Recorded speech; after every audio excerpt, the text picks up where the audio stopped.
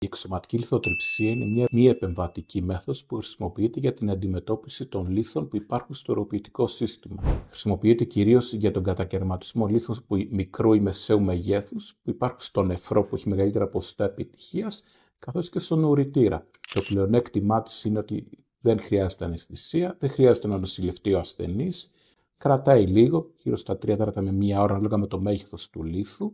Και ο ασθενής μετά θα βγει και πάει σπίτι. Συνήθως οι επιλογές μετά την εξωματική λιθοτριψία είναι ο πόνος, ο κολικός που κάνει ο ασθενής όταν αποβάλει τα συγκρήματα από τις πέτρες και η αιματουρία που θα δει όπως περνάνε τα συγκρήματα μέσα από το οροποιητικό του σύστημα.